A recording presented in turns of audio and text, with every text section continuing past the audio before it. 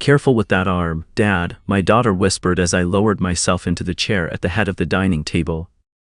My left wrist was wrapped in a tensor bandage, and a deep purple bruise crept up from my collar, visible even above the buttoned-up flannel shirt I'd chosen for the occasion. Across the table, my son-in-law Jared raised his glass of Okanagan Red and flashed that wide, easy grin of his. The one that fooled everyone. To Vic, he announced, his voice carrying over the murmur of conversation. Toughest 67-year-old I know. Takes a tumble off the cabin deck in the middle of January and still shows up for dinner looking sharp.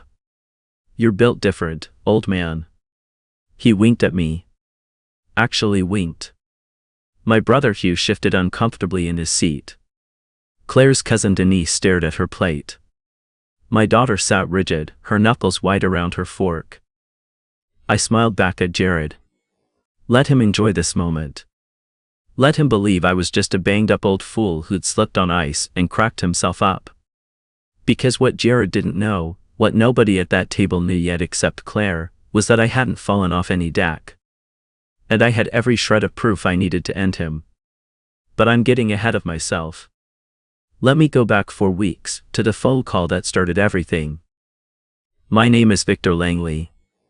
I spent 32 years with the Royal Canadian Mounted Police, which is Canada's federal law enforcement agency for anyone listening from elsewhere.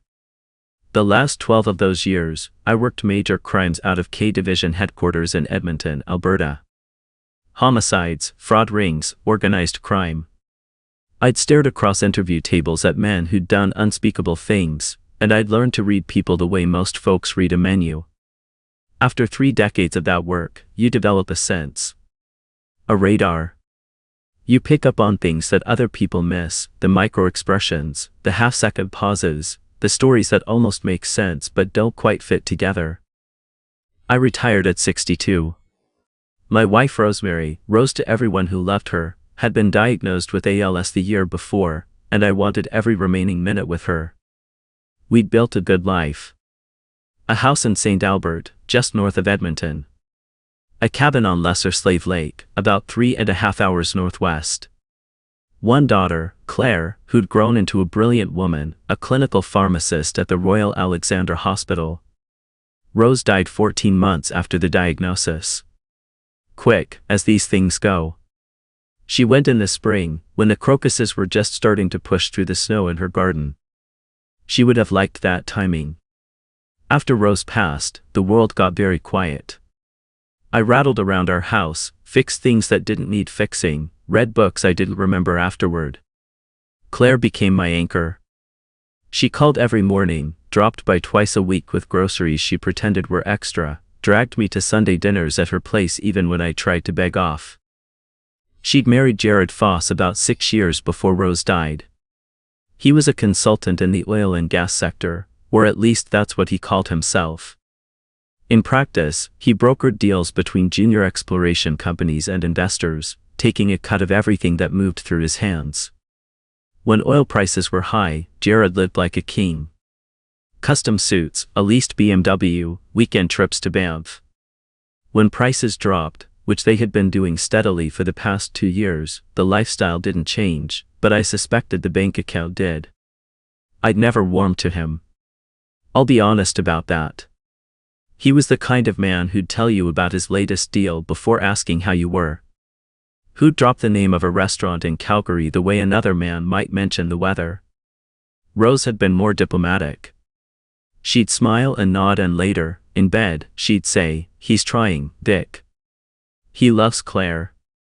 That's enough." And I'd grunt and stare at the ceiling and think, is it? But I kept my opinions to myself. For Claire's sake. That's what you do when your kid chooses someone. You hold your tongue and you hope you're wrong. It was the second week of December when Claire called. I was in the garage, sorting through Rose's boxes, the ones I still hadn't been able to open 3 years later. My phone buzzed on the workbench. "Dad, I have an idea."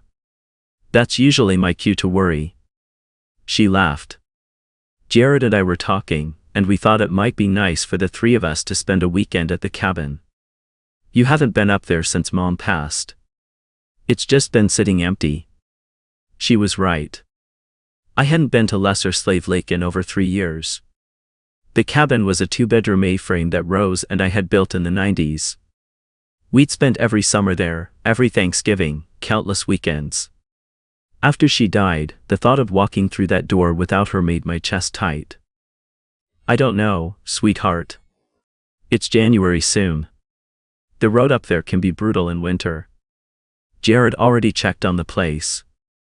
He drove up last weekend to make sure the furnace was running and the pipes hadn't frozen. He says everything's fine. Please, Dad. It would be good for you. For all of us. Something nagged at me. Jared driving 3.5 hours on a winter highway to check on a cabin he'd always complained about.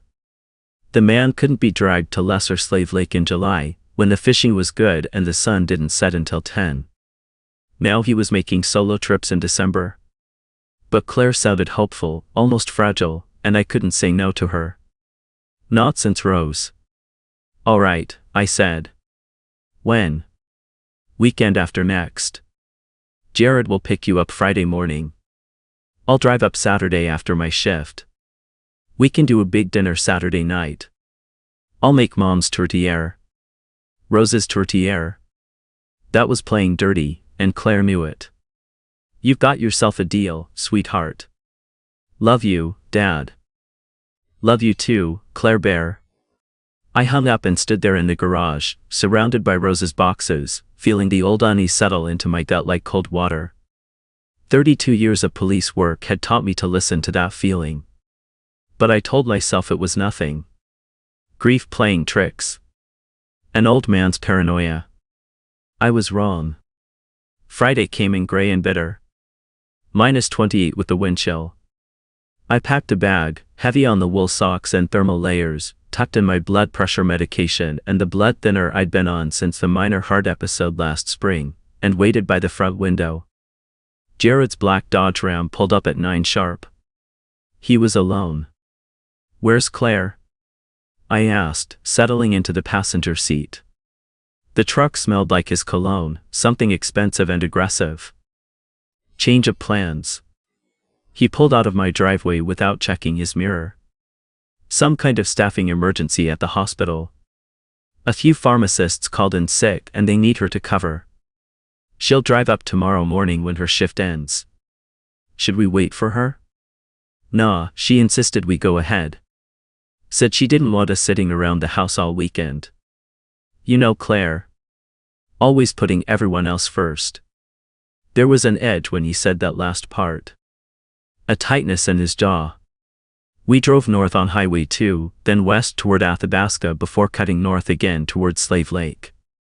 The landscape opened up into that vast Alberta emptiness, flat fields giving way to boreal forest, spruce and poplar standing skeletal against the white sky. Jared drove fast, the Ram's tires humming on the frozen asphalt. For a while, neither of us spoke. Then Jared cleared his throat. So Vic, I've been meaning to talk to you about something. Business opportunity. Here it comes, I thought. I'm putting together a syndicate. Group of investors pooling capital to acquire some distressed oil leases in the Peace River region. The majors are pulling out, but the reserves are still there. When prices bounce back, and they will, anyone holding those leases is going to make a killing. How much are you looking for? From you? 150,000 would get you a solid position. Maybe 200 if you want a bigger piece. That's a lot of money, Jared. The returns would be significant. I'm talking 40-50% within 18 months. I'd heard that pitch before. In interview rooms. For men in handcuffs. No legitimate investment promises 50% returns. That's the language of fraud, of desperation dressed up in a suit. Let me think about it, I said. His hands tightened on the wheel. Sure. But the window's closing. I need commitments by month's end. We turned onto the gravel road that wound through the forest to the lake. The trees closed in, heavy with snow. No other tire tracks. We hadn't passed another vehicle in 20 minutes. The cabin sat on a small bluff overlooking the frozen lake. It looked forlorn in the winter light, smaller than I remembered, the wood siding darkened with age. The nearest neighbor was 4 kilometers east, a retired couple from Lethbridge who only came up in summer. No self-service this far out. We'd installed a satellite phone years ago, Rose's idea, in case of emergencies. It sat in the kitchen by the window, the only lifeline to the outside world. Jared grabbed our bags. "I'll get these inside. Why don't you check the furnace?" I turned it up remotely, but this cold snap might have pushed it. I walked up the 3 wooden steps to the deck and reached for the door. Then I stopped. Old habit. I looked down at the deck boards beneath my feet. The 3rd board from the door had been partially cut through from underneath. The cut was fresh, clean, made with a reciprocating saw. A thin layer of frost had settled over it, but when I brushed it with my boot, I could see the pale exposed wood, the sawdust still clinging to the edges. If someone stepped on that board with their full weight, especially someone my size, it would snap. The fall from the deck to the frozen ground below was about 2.5 meters. More than enough to break a hip, crack a skull, or worse for a 67-year-old man. My blood pressure spiked. I felt it in my temples, that hot, pounding rush. But 32 years of training overrode the panic. I stepped carefully over the compromised board and went inside. The cabin was cold. Despite Jared's claims about the furnace, the air inside was barely above freezing. I checked the thermostat. It had been set to 5 degrees Celsius, just enough to keep the pipes from bursting. He hadn't turned it up at all. I checked the satellite phone next. It sat in its cradle by the kitchen window, exactly where it had always been. I picked it up. Dead. I opened the back panel. The battery had been removed. I searched the kitchen drawers, the shelf above the fridge, every place I could think of. Gone. My hands were steady. A younger man might have panicked. But I'd spent decades in situations where panic meant death. I filed the information away, every piece of it, and started building the case in my head. Compromised deck board. Disabled satellite phone. Isolated location. No cell service. Claire conveniently absent. An investment pitch with impossible returns. A pattern was forming, and I knew exactly where it led. When Jared came inside stamping snow off his boots, I was sitting in Rose's old rocking chair by the cold fireplace, hands folded in my lap. "Furnace needs a few hours to warm this place up," I said casually. "You should have set it higher before we came." "Thought I did. Must not have taken. These old systems, you know." He shrugged, but his left eye twitched. Micro-expression. Deception indicator. I'd seen it 1,000 times across interview tables. "Found a problem with the deck, too," I said, watching his face. "3rd board from the door is rotted through. Almost put my foot right through it." "No kidding? That's dangerous. I'll take a look in the morning when there's light. We should mark it off or something." His face stayed neutral. His voice stayed easy. But the twitching I gave him away. "Yeah," I said. "Good thing I noticed." That evening, Jared cooked steaks on the propane grill on the side of the cabin. He was charming, almost aggressively so, telling stories about deals he'd closed, people he'd impressed. He opened a bottle of scotch, the good stuff, single malt from Islay. He poured me a generous glass. I pretended to drink. When he wasn't looking, I poured it into the plant pot by Rose's rocking chair. The spider plant she'd kept alive for 20 years. "Sorry, Rose." After dinner, Jared said he was tired and went to bed early. I heard him on his phone through the thin cabin walls. Not a call. Jared must have walked far enough from the cabin to catch the faintest sliver of signal bouncing off a distant tower. But I couldn't make out the words. Only the tone. Urgent. Stressed. The voice of a man with his back against a wall. I waited until I heard snoring. Then I went to work. His bag was in the 2nd bedroom, a leather duffel he'd tossed on the bed. I moved quietly, methodically, the way I'd been trained to process a scene. Beneath his clothes, I found a manila folder. Inside, bank statements from a numbered company. Revenue, almost nothing. Expenses, catastrophic. Cash advances from a private lending company at 28% interest. A line of credit maxed at $350,000. Letters from a collection agency. A foreclosure notice on a commercial property in Calgary he'd apparently purchased 18 months ago with money I suspected wasn't entirely his. And at the bottom of the folder, the document that made everything real. My life insurance policy. Rose and I had taken it out 25 years ago through Canada Life. $500,000. After Rose died, I changed the beneficiary to Claire. But the document in Jared's folder showed a beneficiary change form dated 4 months prior. The new beneficiary was Jared Foss. The signature was mine. Except I'd never signed it. I held the paper up to the light. The signature was close, I'll give him that. But I'd spent years analyzing forged documents with the RCMP's Forensic Document Unit. The pen pressure was wrong. The baseline drifted. The tail on the Y in Langley was too short. It was a forgery, and not even a particularly good one. I put everything back exactly as I'd found it. My hands weren't shaking. They should have been. My own son-in-law, the man my daughter shared a bed with, was planning to kill me for insurance money. But the detective in me had taken over, cold, methodical, focused. Emotion could wait. Evidence came first. The next morning, I woke to the smell of coffee. Jared was in the kitchen, whistling. "Morning, Vic, sleep okay?" Like the dead. The irony was not lost on me. Claire texted me. Her shift got extended. She won't make it up here until tonight, maybe not until tomorrow. You talked to her? I thought there's no self-service. His smile flickered. Walked down to the road this morning. Got just enough signal for a text. Convenient. What? I said that's convenient. Good to know there's a signal spot. He turned back to the coffee maker. So what do you want to do today? There's decent ice on the lake.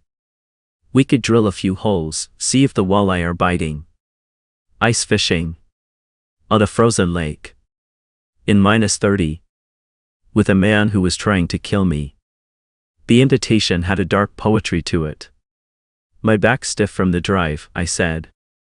Think I'll stay in today. Maybe poke around the workshop. Rose always said I should fix that cabinet in the bathroom. Suit yourself. I'm going to run into town for a few things. Need anything? I'm good. The moment his truck rumbled down the gravel road and the sound faded into the trees, I moved. First, I photographed everything. The cut deck board. Close-ups of the sawdust. The empty battery compartment of the satellite phone. I went through his bag again and photographed every document, every statement, every fraudulent page. My phone's camera wasn't great, but it would do. Then I checked the workshop behind the cabin. Rose's workshop. She'd been the handy one. I found what I was looking for almost immediately. The reciprocating saw was sitting on the workbench, a thin film of sawdust still clinging to the blade. Pine sawdust. The same wood as the deck boards. He hadn't even wiped it clean. I photographed that too. Next, I opened the cabin's circuit breaker panel. Nothing had been tampered with there, but when I checked the small utility closet where the furnace was located, I found something that chilled me more than the Alberta winter. My medication bag, the one I'd packed carefully and placed on my nightstand, had been moved. It was tucked behind the furnace, hidden from casual view. I opened it. My blood pressure medication was there. But the blood thinner, the one my cardiologist had specifically said could be dangerous to skip suddenly, was gone. If I went without it for 2 or 3 days in this cold, with the stress, with my heart condition, the risk of a clot or a stroke was very real. Jared wasn't just planning an accident. He was building redundancies. If the deck didn't get me, maybe the cold would. If the cold didn't get me, maybe my own heart would. He'd done his research. He knew about my cardiac history. Claire must have mentioned it at some point, probably worried about her old man, and Jared had filed it away like a weapon. I found the blood thinner in his coat pocket. He'd stashed it there, probably planning to toss it into the lake or the woods later. I took my dose and pocketed the bottle. When Jared returned around 2 in the afternoon, I was sitting by the fireplace, book in hand, the picture of a contented retiree. Town was dead, he said, dropping a grocery bag on the counter. Hardly anything open. Small town in winter. That's how it goes. He sat down across from me, and I saw him working up to something. So Vic, about that investment opportunity. Have you given it any more thought? Like I said, the window's closing. I decided to play it out. Tell me more about the partners. Who else is in? For the next 45 minutes, he spun a story so elaborate it was almost art. Names of companies that probably didn't exist. Geological surveys he'd definitely fabricated. Projected returns that defied every principle of finance I'd ever encountered. He was either delusional or desperate. Probably both. I'd want to see the property, I said. Meet these partners. Review audited financials. His expression hardened. There's no time for due diligence, Dick. This is a now or never thing. Then I guess it's never. The cabin went very quiet. Outside, a gust of wind rattled the windows. The fire popped. Jared stood up slowly. He was taller than me by 4 inches and younger by 31 years. His hands were at his sides, fingers curling and uncurling. You know what your problem is, Vic? You've always looked down on me. Always thought I wasn't good enough for Claire. You and Rose with your cabin and your garden and your little RCMP pension, acting like you were better than everyone. This isn't about that. The hell it isn't. He took a step toward me. You've got money sitting in accounts doing nothing. Rose's life insurance payout. Your pension. The equity in that house. And you won't lift a finger to help your own family. Help my family? Or cover your gambling debts? The color drained from his face. What did you say? $350,000 in debt. Cash advances at 28%. A foreclosure in Calgary. I found your folder, Jared. He stared at me, and I watched the mask fall away. The charming son-in-law. The smooth dealmaker. Gone. What was left was something raw and cornered. You went through my things. I'm a detective. It's what I do. You're a retired detective. A broken-down old man with a bad heart who's 3 hours from the nearest hospital. And you're a man who sawed through a deck board, disabled the satellite phone, and stole my blood thinner. That's not financial desperation, Jared. That's attempted murder. He rushed me. I'd been expecting it. 32 years of confronting violent suspects had taught me to read the moment just before a man commits. The shift in weight, the breath held half a second too long, the eyes narrowing to tunnels. But expecting it and handling it are different things when you're 67 with a cardiac history. He caught me with a shoulder tackle that drove me back into the stone fireplace mantel. Something in my wrist snapped, a bright, electric pain that shot up my arm. I went down, and he came down on top of me, his forearm pressing against my throat.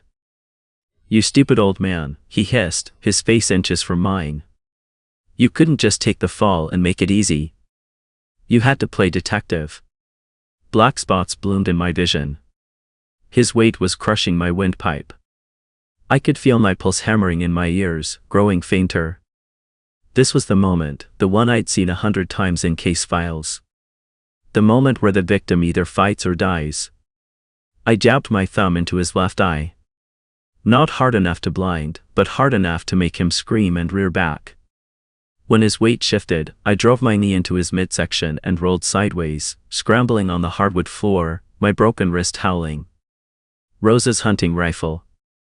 She'd kept a .308 Winchester in the bedroom closet, locked, with the ammunition in a separate case. Rose had been the hunter in the family, grew up on a cattle ranch near Lethbridge. She'd taught Claire to shoot before Claire could drive. I made it to the bedroom. Jared was 2 steps behind me, cursing, one hand over his watering eye. The closet. The lock. Rose had always used the same combination, Claire's birthday. 0815. My fingers, slick with sweat and clumsy from the broken wrist, fumbled the dial. First try, nothing. Second try, the lock clicked. I yanked the rifle free, grabbed the ammunition box, and chambered around just as Jared appeared in the doorway. He froze. Sit down, I said. My voice came out ragged, broken. But the rifle was steady. Funny how that works. Your body can be falling apart, but 32 years of training keeps the things that matter locked in place. You're not going to shoot me, Dick. Try me. Something in my face must have convinced him, because he sat down on the edge of the bed, his hands raised. I backed toward the nightstand, keeping the rifle trained on him, and grabbed the roll of heavy-duty duct tape from Rose's repair kit. She'd kept one in every room. Tape your own ankles together, I said, tossing it to him. Dick, listen to me. We can work this out. I was desperate. The debts, the pressure, you don't know what it's been like. Ankles. Now. He taped his ankles. I made him put his hands behind the chair and I taped his wrists, then wound more tape around his chest and the chair back. Not elegant. My left wrist was screaming, already swelling to twice its size. But it held. Claire's going to find out about all of this, he said, and for the first time, his voice cracked. Not with remorse. With calculation. He was already working on his next play. Claire already knows more than you think. That was a bluff. Claire didn't know anything yet. But I needed him off balance. You can't prove anything, he said. The deck board? Could have rotted naturally. The satellite phone? Batteries die. Your medication? You probably just misplaced it. You're 67, Dick.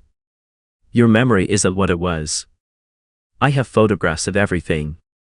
The saw cut on the board, the sawdust, the missing battery, the documents in your folder. Your fingerprints are on the saw and on my medication bottle. And this conversation, the one where you just admitted to planning my death. My phone's been recording in my breast pocket for the last 4 minutes. His face went white. I'd actually started recording 7 minutes ago, right when he called me a broken-down old man. 32 years of collecting evidence had taught me to always start recording before the confession, not after. I sat down across from him, the rifle across my lap, and we waited. The cabin was getting colder. I didn't dare leave him to tend the fire, and my wrist needed medical attention. But I'd survived worse. In 1994, I'd spent 11 hours in a crawl space beneath a farmhouse in Red Deer, waiting for a murder suspect to come home. This was luxury by comparison. Around 8 that evening, headlights swept through the cabin windows. My heart seized. Was it Claire? Was it someone Jared had contacted? I gripped the rifle tighter and positioned myself between Jared and the door. The door opened, and Claire walked in. She was still in her hospital scrubs under her parka. She must have driven straight from the Royal Alex, 3.5 hours on winter highways. Her eyes swept the cabin. Me, bruised, bleeding from a cut above my eyebrow, left wrist swollen and purple, holding a rifle. Jared taped to a kitchen chair. The overturned coffee table. The smear of blood on the fireplace mantel. Dad. Her voice was barely a whisper. What happened? Sit down, Claire Bear. I need to tell you some things. I told her everything. The sawed deck board. The satellite phone. The stolen medication. The financial documents. The forged signature on my life insurance policy. The attack. I showed her the photographs on my phone. I played her the recording. With each revelation, I watched my daughter's face go through something I never wanted to see. Confusion. Disbelief. A desperate, grasping hope that there was some explanation. And then, when the recording played and she heard her husband's own voice confirming it all, that hope died, and what replaced it was a grief so deep I could practically feel it from across the room. She turned to Jared. "Is it true?" He couldn't look at her. "Claire, baby, it's not what it sounds like. I was just trying to scare him into investing. I wasn't really going to hurt him. You saw through the deck. You took his medication. You attacked him. I panicked. The debts, Claire, you don't understand. These people I owe money to, they're not patient. If I didn't come up with something, they were going to come after us. After you. So you decided to kill my father?" No. No, I just needed the insurance money as collateral. I was going to pay it back. I had a plan. You had a plan to murder my dad and cash in his life insurance policy. Claire, please. She stood very still for a long moment, and I saw Rose in her. That same quiet steel. Rose had been the strongest person I'd ever known, and she'd passed every ounce of it to her daughter. "Where's the nearest signal?" Claire asked me. "Road. About 2 kilometers east. Just past the bend." "Okay." She pulled her keys from her pocket. "I'm calling the RCMP. And then I'm calling a lawyer." "Claire, don't. Please. Think about what this will do to us." She stopped at the door and turned back to him. Her eyes were red, but her voice was granite.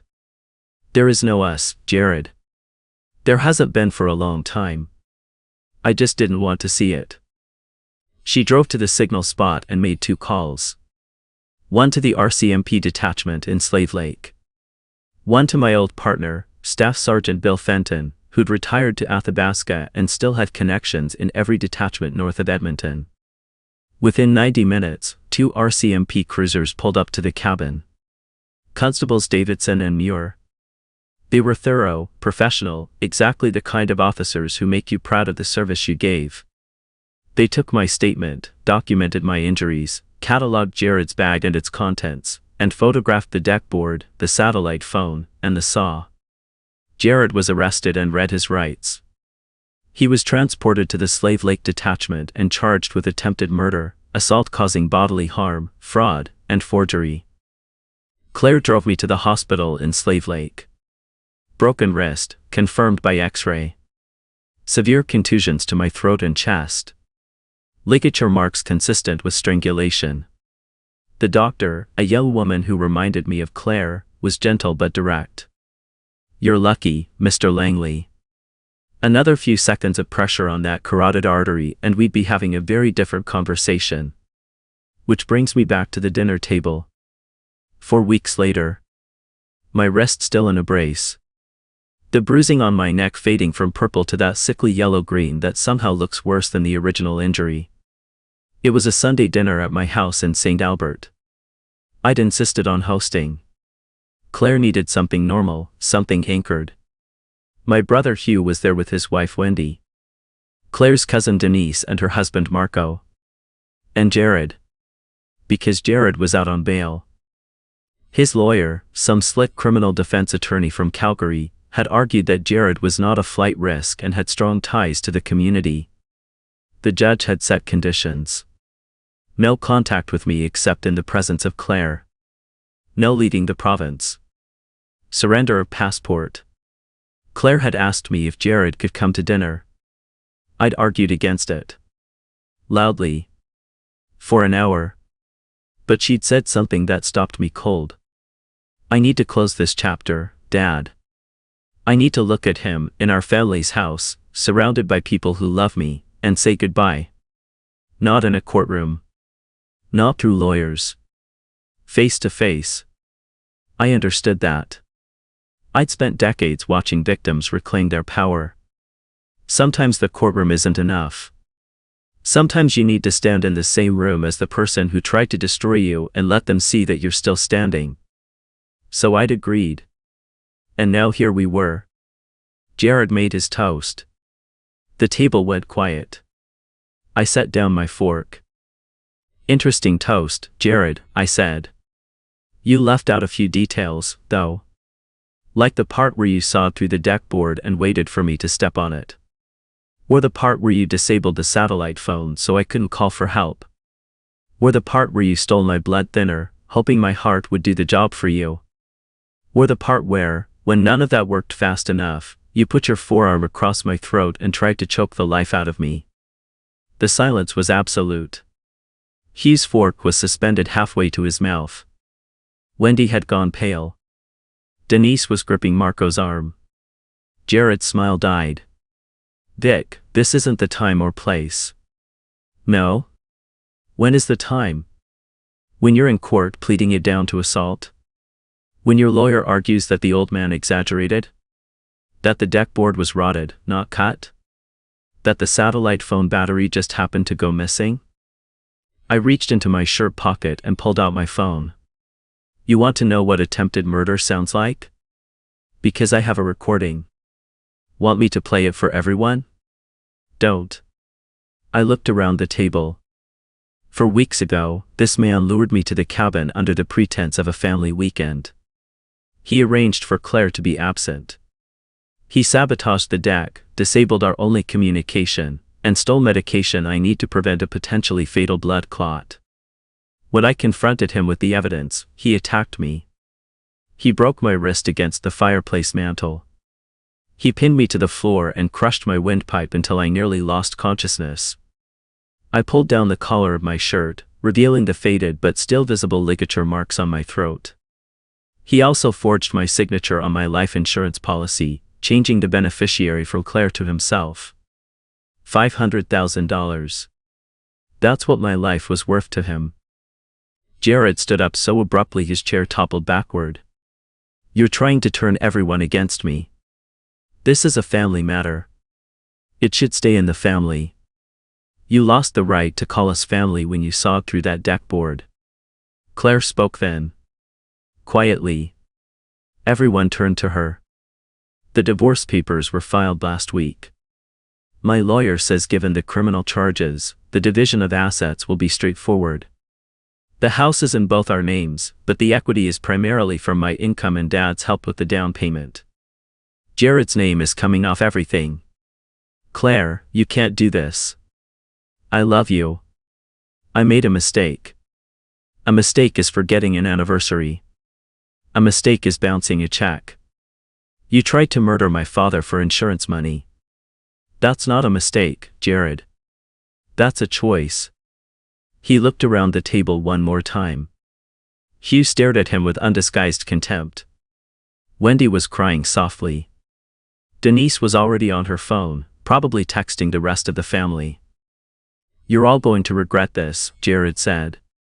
When the truth comes out in court, when people hear my side of the story. The truth is already out, I said. Photographs, documents, fingerprints on the saw, and a 7-minute recording of you explaining exactly what you plan to do. The Crown prosecutor has everything. She tells me you're looking at 8 to 12 years. And in a federal penitentiary, Hugh added, speaking for the first time, they've got a special kind of welcome for men who hurt seniors. Jared grabbed his coat and walked out. We heard the front door slam. The engine of his rental car starting. Tires on the icy street. Then nothing. For a long moment, nobody spoke. Then Marco quietly got up, righted Jared's overturned chair, and tucked it back under the table. Such a small gesture, but it broke something loose. Denise started clearing plates. Wendy went to Claire and hugged her. Hugh poured me a scotch and set it in front of me without a word. Claire stayed after everyone left. We sat in the living room, the same room where Rose used to read in the evenings, her legs tucked under her in the armchair by the window. He really would have killed you, Claire said. Yes. And I brought him into our family. I married him. I invited him to Mom's cabin. You loved someone. That's not a crime, Claire Bear. The crime was his. All of it. Mom would have known. she would have seen through him. I thought about that. Rose had always been more perceptive than me about people. She read hearts the way I read crime scenes. Your mother did have her doubts, I admitted. But she also believed in giving people chances. She would have given Jared every chance in the world, and when he blew them all, she would have done exactly what you're doing now. She would have protected her family. Claire wiped her eyes. What would she have done at the cabin? Your mother? She would have had that Winchester loaded before he finished unpacking. That woman could field dress an elk and still have dinner on the table by 6. Jared wouldn't have lasted 5 minutes. Claire laughed. Just a small one, barely more than a breath. But it was real, and it was the first one I'd heard from her in 4 weeks. We sat together until the house was quiet and the streetlights outside cast long shadows across the living room floor. Father and daughter. Both hurt. Both still here. Jared's trial is scheduled for April. His lawyer has been making noise about a plea deal, something lesser, maybe aggravated assault plus fraud, trying to avoid the attempted murder charge. The Crown isn't budging. The evidence is airtight. The recording alone is devastating. I sold the cabin last month. A young couple from Grande Prairie bought it. They have 2 little girls who'll grow up swimming in that lake and catching walleye off the dock the way Claire used to. That makes it easier somehow, knowing the place will be filled with the kind of life Rose and I always intended for it. The money from this sale went into a trust for Claire. She's rebuilding. Found a smaller apartment near the hospital. Adopted a dog, a ridiculous little border collie mix she named Pepper. She calls me every morning, just like before, except now sometimes there's a lightness in her voice that wasn't there for a while. My wrist healed crooked.